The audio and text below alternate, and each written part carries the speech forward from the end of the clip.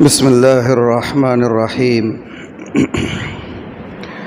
الحمد لله وحده والصلاة والسلام على من لا نبي بعد. أما بعد، قال الله تبارك وتعالى: أعوذ بالله من الشيطان الرجيم. بسم الله الرحمن الرحيم. إن هذا القرآن يهدي للتي هي أقوم ويبشر المؤمنين الذين يعملون الصالحات أن لهم أجرا حسنا أن لهم أجرا كبيرا. صدق الله مولانا العظيم. وعن عمر بن الخطاب رضي الله عنه قال: قال رسول الله صلى الله عليه وآله وسلم: إن الله يرفع بهذا الكتاب أقواما ويضع به آخرين. رواه مسلم أو كما قال عليه الصلاة والسلام.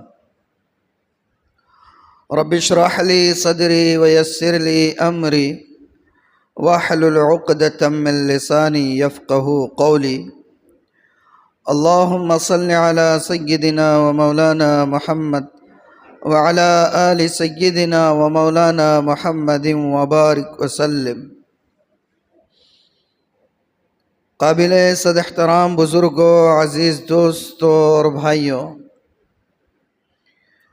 اللہ رب العزت نے جو کتاب اتاری ہے، کتاب ہدایت قرآن کریم، یہ قرآن کریم راستہ دکھاتا ہے، رہنمائی کرتا ہے، رہبری کرتا ہے، اور راستہ کن لوگوں کو دکھاتا ہے؟ جو سیدھے ہوتے ہیں، جن کے اندر سیدھا پن ہوتا ہے، جن میں کوئی کجی نہیں ہوتی، جن میں کوئی ٹیڑھا پن نہیں ہوتا، جو عقل سے عاری نہیں ہوتے، اور جو ہمیشہ سیدھے راستے پر چلنے کی کوشش کرتے رہتے ہیں۔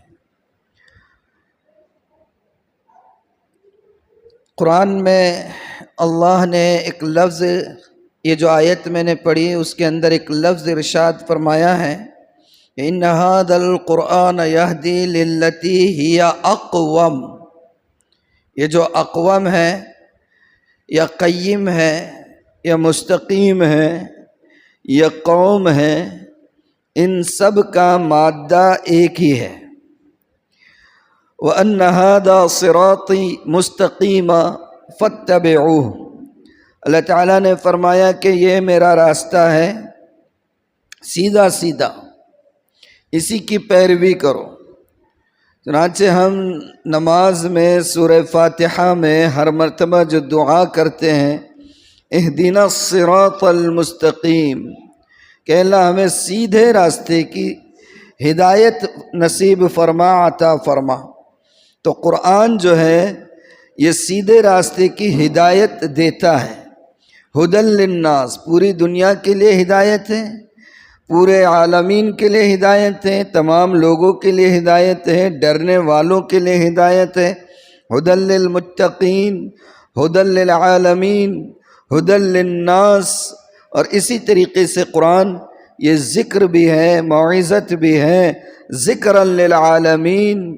یہ اللہ تعالیٰ نے فرمایا انا نحن نزلنا الذکر، تو قرآن ذکر بھی ہے، قرآن موعظت بھی ہے، قرآن ہدایت کا سامان بھی ہے، لیکن کن کے لیے ہیں؟ جو سیدھے راستے پر چلتے ہیں یا چلنا چاہتے ہیں۔ اور ایک حدیث بھی میں نے پڑھی، اس حدیث میں اللہ کے رسول فرماتے ہیں، آپ نے اطلاع دی، آپ نے فرمایا کہ ان اللہ یرفع بہذا الکتاب اقواما ویضع بہ آخرین، کہ اللہ تعالیٰ اس کتاب کے ذریعے سے بہت سی قوموں کو عروج سے ہمکنار کرے گا، تو بہت سی قومیں اسی کتاب کو پیٹھ پیچھے ڈالنے کی وجہ سے زوال سے دوچار بھی ہوگی۔ بہت سی قومیں اسی کتاب کو پیٹھ پیچھے ڈالنے کی وجہ سے، پیٹھ پیچھے ڈالنے کی وجہ سے مطلب یہ ہے کہ اس کی باتوں پر عمل نہیں کرنے کی وجہ سے زوال کا شکار ہو جائے گی۔ تو اللہ کے رسول نے اس کی اطلاع دے دی ہے۔ اب ہمارا مسئلہ یہ ہے کہ ہم تو قرآن پڑھتے ہیں، پھر ہم عروج کا شکار، عروج سے یہ ہمیں اب دور دور تک واسطہ نہیں ہے، ان دنوں زوال کے شکار ہیں، نکبت، ذلت، رسوائی، پسپائی، شرمندگی، حاشے پر کیے جانا، ایسا لگتا ہے اس وقت مسلمانوں کا مقدر بن چکا ہے۔ تو قرآن تو ہے ہمارے پاس، تلاوت تو ہوتی ہے ہماری، ہر مسجد میں ہر دن ہر نماز کے وقت اللہ کے کچھ نہ کچھ بندے تلاوت کرتے ہی رہتے ہیں۔ مدارس ہیں، خانقاہیں ہیں، ادارے ہیں، جامعات ہیں، کہاں پر قرآن نہیں پڑھا جاتا ہے؟ ہر سال ہزاروں کی تعداد میں حفاظ نکل رہے ہیں۔ اللہ کے رسول تو کہہ رہے ہیں کہ اللہ کے رسول نے فرمایا کہ اللہ اس کتاب کے ذریعے سے بہت سی قوموں کو عروج سے دوچار کرے گا۔ کہاں ہے عروج؟ امام مالک سے کسی نے پوچھا تھا کہ حضرت اس امت کی ترقی اور اس امت کا عروج کس چیز میں وابستہ ہے؟ تو حضرت امام مالک رحمہ اللہ نے جواب دیا تھا، فرمایا تھا کہ اس امت کے پہلے حصے کو جس چیز سے عروج حاصل ہوا تھا اسی چیز کے ذریعے سے اس امت کے آخری حصے کو بھی عروج ملے گا۔ اور امت کا پہلا حصہ کون؟ صحابہ کرام۔ امت کا پہلا حصہ صحابہ کرام کی مبارک ہستیاں ہیں۔ صحابہ کرام کو عروج کس سے ملا تھا؟ قرآن سے وابستگی اور قرآن کو اپنی عملی زندگی میں اتارنے کی وجہ سے اللہ تعالیٰ نے انہیں عروج سے نوازا تھا۔ حضرت عمر کا قول مشہور ہے، آپ نے سنا بھی ہوگا کہ کنا اذل قوم فاعزنا اللہ بالاسلام۔ حضرت عمر فرمایا کرتے تھے تو ہم تو بہت حقیر لوگ تھے، ہم تو بالکل کم ترین درجے کے لوگ تھے، فاعزنا اللہ بالاسلام، اللہ نے ہمیں اسلام کے ذریعے سے عزتوں سے سرفراز کیا۔ آج بھی اگر ہم اسلام اور قرآنی تعلیمات کو پیٹ پیچھے ڈالتے ہیں تو وہی ذلت، وہی نکبت، وہی ادبار، وہی پستی اور وہی تنزل جو پہلے جاہلیت کے دور میں تھا آج بھی مقدر بنے گی۔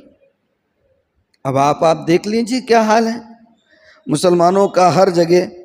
حضرت شیخ الہند رحمۃ اللہ علیہ، شیخ الہند مولانا محمود حسن دیوبندی رحمۃ اللہ علیہ جب مالٹا کی جیل میں گئے تھے اور اسیری کا زمانہ گزارا، حضرت نے ایک لمبا عرصہ وہاں پر، اور اس کے بعد اسیری سے رہائی ملی مالٹا کی، تو جب واپس آئے حضرت تو حضرت یعنی پورے اس وقت کے 1857 اور اس کے پہلے اور بعد کے دور میں پورے متحدہ ہندوستان کے اندر یوں سمجھ لیجئے کہ ایک سب سے معتبر ترین شخصیت تھی مسلمانان ہند کی۔ اور مسلمانان ہند سے مراد اس ہند میں پاکستان بھی تھا، بنگلہ دیش بھی تھا، افغانستان بھی تھا، یا افغانستان نہ تھا لیکن یہ علاقے یہ تو اس میں تھے۔ تو حضرت نے وہاں سے واپسی کے بعد، جیل سے رہائی کے بعد کہا تھا کہ جب میں جیل میں تھا تو میں نے بہت غور کیا، اور ظاہر سی بات ہے کہ جیل میں آدمی کے ہاتھ میں کچھ کام تو ہوتا نہیں ہے، بیرکوں میں پڑے رہتے ہیں۔ خالی اوقات میں حضرت کہتے ہیں کہ میں غور کرتا رہا کہ مسلمانوں کی پستی اور مسلمانوں کا زوال اور مسلمانوں کا ادبار آخر دور کیسے ہو۔ حضرت کہتے ہیں میں نے جیل میں سال ہا سال اس بات پر غور کیا، اور کئی یعنی کہ عرصے تک اس پر غور کرنے کے بعد میں اس نتیجے پر پہنچا کہ موجودہ دور میں مسلمانوں کے زوال کی صرف 2 وجہ ہیں۔ پہلا ہے ان کا آپسی اختلافات، پہلا ہے آپسی اختلافات، اور دوسرا ہے قرآن سے ان کی غفلت، قرآن سے ان کی دوری۔ اور یہ جو پہلی وجہ ہیں آپسی اختلافات، یہ وجہ بھی دراصل قرآن سے غفلت ہی کا نتیجہ ہے۔ اس لیے کہ اگر قرآن کو صحیح معنی میں پڑھتے تو اختلافات میں نہیں پڑھتے، قرآن کہتا ہے وَاعْتَصِمُوا بِحَبْلِ اللَّهِ جَمِيعًا وَلَا تَفَرَّقُوا، اللہ کی رسی کو مضبوطی سے تھامو اور آپس میں اختلافات نہ کرو۔ تو اگر قرآن کو صحیح معنی میں پڑھتے تو اختلاف بھی نہیں ہوتا۔ تو پھر فرمایا کہ دو چیزیں ہیں جو مجھے سمجھ آئی ہے سالہ سال کی فکر اور تدبر کے بعد، کہ مسلمانوں کے زوال کی وجہ ان کے آپسی اختلافات، اور دوسرا ہے قرآن سے ان کی غفلت۔ اور اس ادبار سے، اس زوال سے اب نکالنے کا کیا طریقہ؟ کہا کہ اب اس کا طریقہ یہ ہے کہ قرآن کے علوم کو عام کیا جائے۔ کیا کیا جائے؟ بس اسی کے اوپر پوری محنت کی جائے۔ جس قدر قرآن کے علوم عام ہوتے جائیں گے اسی قدر ملت کی اور مسلمانوں کی تنزلی اور ان کی بربادی اور ان کے زوال کا خاتمہ ہو سکے گا۔ قرآن سے وابستگی ضروری ہے۔ اب قرآن سے وابستگی کا مطلب کیا ہے ہماری نظر میں؟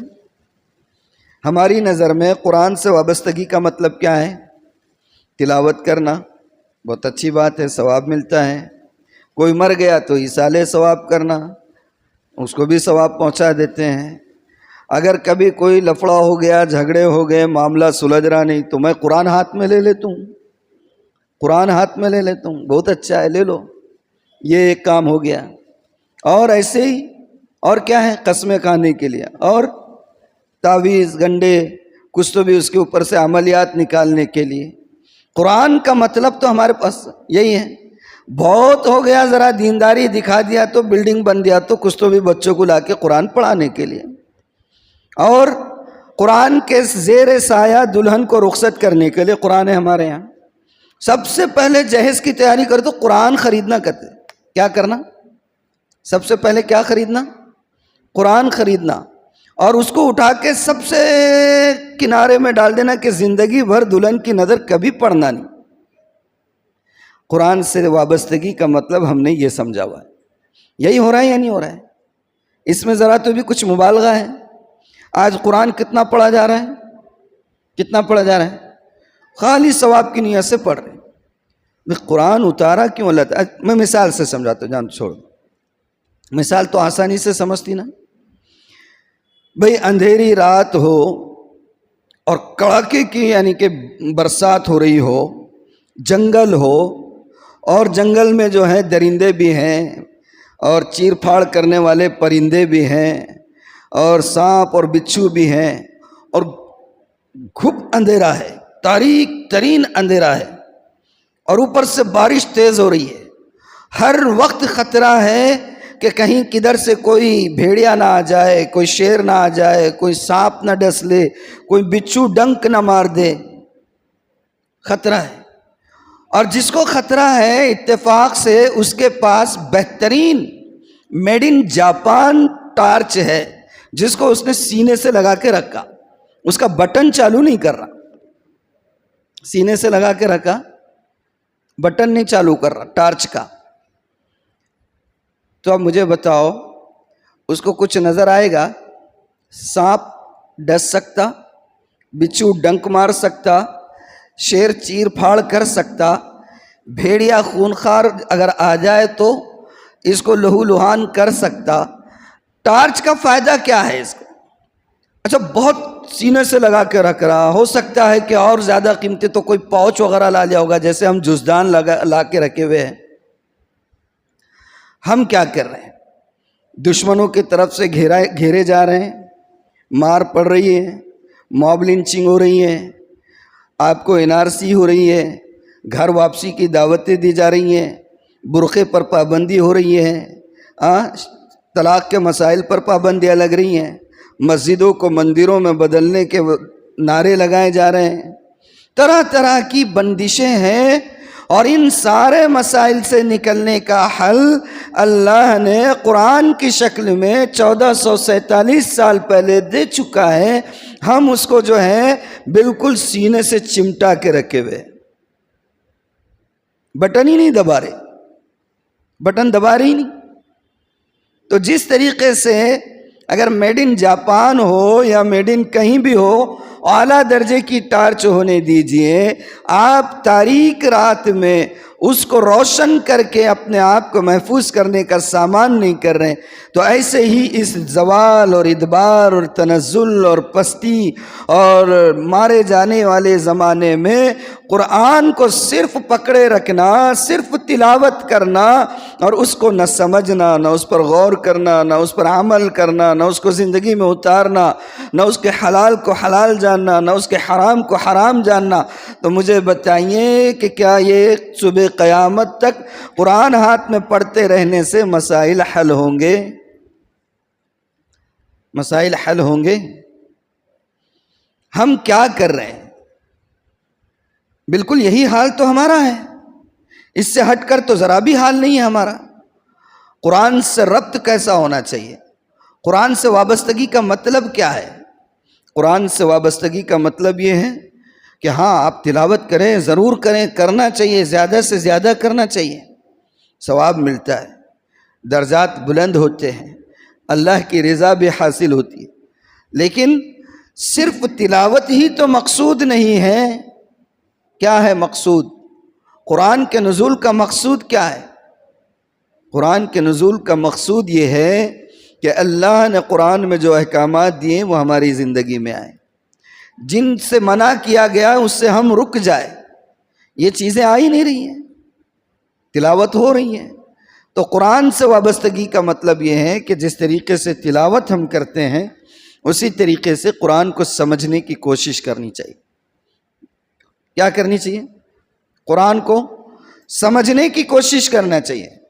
قرآن کی تفہیم، قرآن کا فہم، قرآن کے اندر تدبر کرنا، قرآن کے اندر غور و فکر کرنا، اور پھر جو چیزیں سمجھ میں آ رہی ہیں اس کو اپنی زندگی میں اتارنا، اصل مقصود قرآن کے نزول کا یہ ہے۔ اصل مقصود کیا ہے قرآن کا؟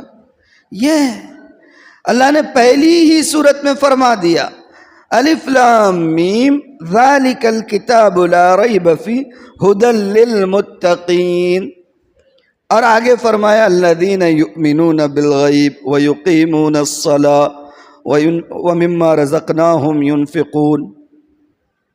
ہمیں نہ نماز کے قیام کا طریقہ معلوم، نہ ہمیں خرچ کرنے کے طریقے معلوم، نہ ہمیں غیب کی باتوں کا علم حاصل ہے، ہم بس تلاوت کر رہے ہیں۔ اور پہلی صورت میں اللہ تعالیٰ فرما رہے ہیں کہ یہ کتاب، یہ ہدایت نامہ ہے ان لوگوں کے لیے جو ڈرنے والے ہیں، اور ڈرنے والے وہ جو نماز قائم کرتے، جو خرچ کرتے ہیں۔ تو قرآن سے وابستگی کا مطلب ہم نے بہت غلط سمجھا ہوا ہے، اور یہی وجہ ہے کہ ہم آج ظلمتوں کا شکار ہیں اور ہم زوال کا شکار ہیں، پیسے جا رہے ہیں۔ اب آپ مثال دیجئے حال کی، اسرائیل چاروں طرف سے عرب ملکوں سے گھرا ہوا ہے۔ کس سے گھرا ہوا ہے؟ چاروں طرف سے عرب ملکوں سے گھرا ہوا ہے۔ ابھی اسرائیل اور ایران کی جنگ ہوئی تو ایران جو میزائل داغ رہا تھا، کتنی افسوس کی بات ہے کہ اسلامی ممالک جو ہیں ان میزائلوں کو گرا رہے تھے، اسرائیل تک جانے نہیں دے رہے تھے، اور اسرائیل کو ایران پر حملہ کرنے کے لیے بہت سے عرب ممالک اپنی ایئر بیس دینے کے لیے تیار ہے۔ ہو رہا ہے یا نہیں ہو رہا ہے؟ تو یہ حال ہے۔ تو قرآن سے وابستگی کا ہمارا کیسا معاملہ ہے؟ ہمارا ظاہری عقیدت ہے، قرآن سے بھی، اسلام سے بھی، شریعت سے بھی ظاہری عقیدت، اور ظاہری عقیدت کے معاملے میں دنیا کی کوئی قوم مسلمانوں کے ہم پلہ نہیں ہو سکتی۔ ظاہری تعلق کے نام پر کیسا تعلق رہتا ظاہری ہمارا؟ ظاہری تعلق ایسا ہے کہ مثال کے طور پر اگر کسی نے قرآن کی توہین کر دی تو پھر مسلمانوں کا جوش و جذبہ دیکھنے کے لائق رہتا، پوری دنیا میں آگ لگا دیتے، احتجاجات ہو رہے، بائیکاٹ ہو رہا، کہیں توڑ پھوڑ ہو رہا، کہیں آگ لگا دے رہے، کہیں جلا دے رہے، کہیں مرڈر کر دے رہے، ہوتا ہے نا۔ اب یہاں پر تو اتنے ڈر گئے، اتنے بزدل ہو گئے، ضمیر مر گئے کہ یہاں نہیں ہوتا ہوں گا، لیکن بہت سے ہمارے اڑوس پڑوس کے ممالک میں ہنگامے ہو جاتے ہیں۔ کسی نے اگر قرآن کی توہین کر دی، قرآن کو جلا دیے، تو کتنے مسائل پیدا ہوئے ماضی میں، دیکھیں نا ہم نے۔ لیکن وہی مسلمان قرآن پر عمل کتنا کرتا ہے؟ قرآن نے کہا اتحاد قائم رکھو.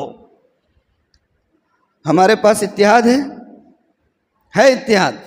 ابھی ایک مسلم ملک غیر مسلم ملک کی جنگ ہو رہی ہے. یہاں شہر میں کئی ممبروں سے بات کی گئی کہ ہمارے لیے دونوں برابر ہے. بھئی آپ کو تعلیم کیا دی گئی ہے؟ حالات کس طرف جا رہے ہیں؟ تو قرآن کے مقصود کو بھولے ہوئے ہیں. اور ایک بات کہوں میں آپ کو، یعنی ایک موٹے لفظوں میں ہمارا تعلق قرآن سے کیسا ہے اور اسلام سے کیسا ہے؟ ہم لوگ قرآن پر اور اسلام پر مرنا جانتے ہیں، قرآن اور اسلام پر جینا نہیں جانتے ہیں. سمجھے بات کچھ سمجھ میں آ رہی ہے؟ قرآن اور اسلام پر مرنا جانتے ہم، قرآن اور اسلام پر جینا نہیں جانتے. اور قرآن اور اسلام پر جینا اصل ہے، مرنا جینا اگر آ گیا تو مرنا خود بخود نصیب ہو جائے گا. مگر ہم نے کیا کیا ہے کہ قرآن اور اسلام پر مرنے کے لیے تو تیار ہیں، جینے کے لیے تیار نہیں. تو کیسے سرخروئی ملے گی؟ کیسے کامیابی ملے گی؟ کیسے جو ہے عروج سے آشنا ہوں گے؟ ہو ہی نہیں سکتے. اس نہج کو بدلنے کی ضرورت ہے.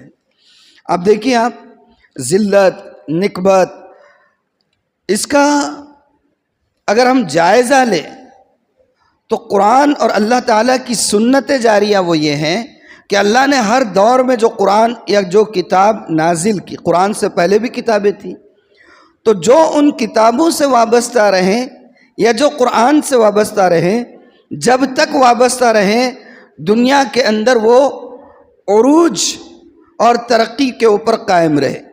لیکن جیسے ہی انہوں نے قرآن کو یا پچھلی قوموں نے اپنی کتابوں کو پس پشت ڈالا، اس کے بعد وہ زوال کا شکار ہونا شروع ہو گئے.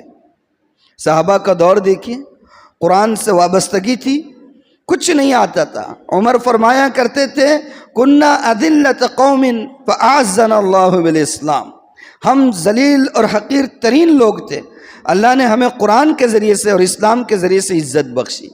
اور جب تک وہ اس سے وابستہ رہے دنیا میں سرخرو رہیں، بلکہ ڈنکا بجتا رہا، حکومتیں ان کی بڑھتی رہی اور دائرہ بڑھتا رہا، سب کچھ حاصل رہا.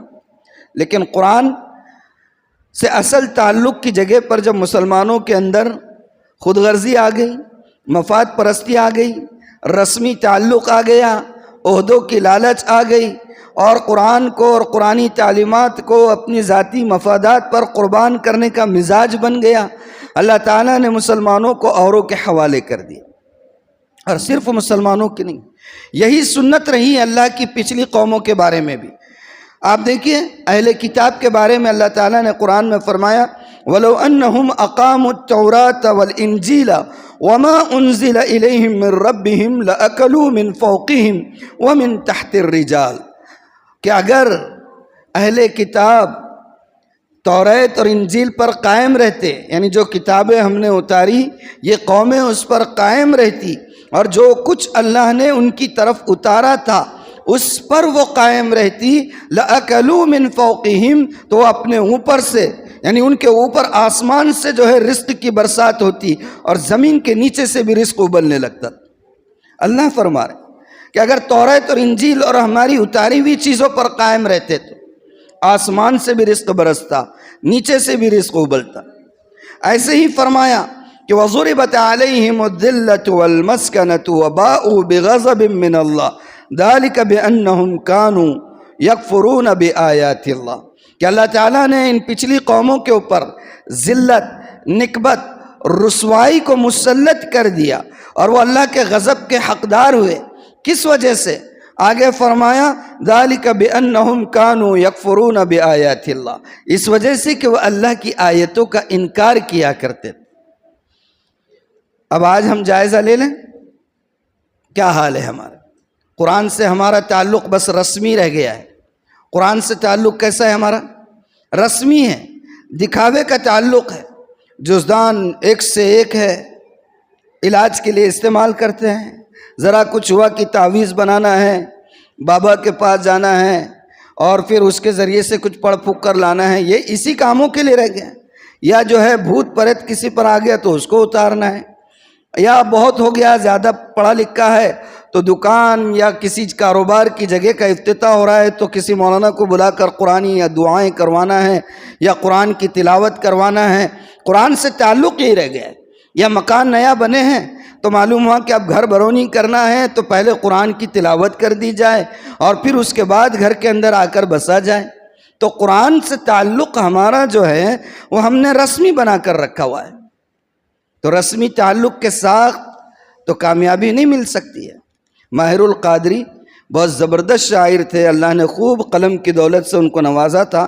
ان کا ایک کلام بہت مشہور ہے اس سلسلے میں کہ طاقوں میں سجایا جاتا ہوں، آنکھوں سے لگایا جاتا ہوں۔ کیا لکھا ہے انہوں نے؟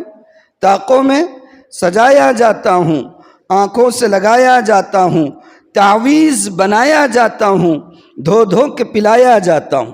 قرآن کا رونا ہے یہ، قرآن اپنا غم سنا رہا ہے شاعر کی زبان میں، یوں سمجھیے آپ کہ طاقوں میں سجایا جاتا ہوں، آنکھوں سے لگایا جاتا ہوں، تعویذ بنایا جاتا ہوں، دھو دھو کے پلایا جاتا ہوں، جزدان حریر و ریشم کے، جزدان حریر و ریشم کے اور پھول ستارے چاندی کے، پھر عطر کی بارش ہوتی ہے، خوشبو میں بسایا جاتا ہوں۔ جزدان دیکھیں کتنے قیمتی ہیں آج کل، ہے نا؟ تو وہی کہہ رہے ہیں کہ جزدان حریر و ریشم کے، پھول اور ستارے چاندی کے، پھر عطر کی بارش ہوتی ہے، خوشبو میں بسایا جاتا ہوں۔ جس طرح سے طوطا مینا کو کچھ بول سکھائے جاتے ہیں، جس طرح سے طوطا مینا کو کچھ بول سکھائے جاتے ہیں، اس طرح پڑھایا جاتا ہوں، اس طرح سکھایا جاتا ہوں۔ طوطا اور مینا جو رٹا دیا گیا، رٹ تو لیتے ہیں، دہرا بھی لیتے ہیں، لیکن نہ اس کو سمجھتے ہیں، نہ اس پر کوئی چیز ان کے پلے پڑتی ہے۔ آج بھرمار ہے ایسے لوگوں کی جو قرآن کو فر روانی کے ساتھ آپ کو سنانے والے مل جائیں گے، پڑھنے والے مل جائیں گے، مسجد میں بیٹھ کر 3 گھنٹے۔ آپ 3 گھنٹے سے اللہ کے ساتھ کنیکٹڈ تھے، کیا بات ہوئی؟ کیا گفتگو ہوئی؟ کیا راز و نیاز ہوا؟ کچھ بھی نہیں۔ کہاں گئے تھے؟ کہیں نہیں۔ کیا لائے؟ کچھ نہیں۔ ثواب کما رہے ہیں، میں یہ نہیں کہہ رہا ہوں نہیں کما رہے، لیکن کیا بات ہو رہی ہے؟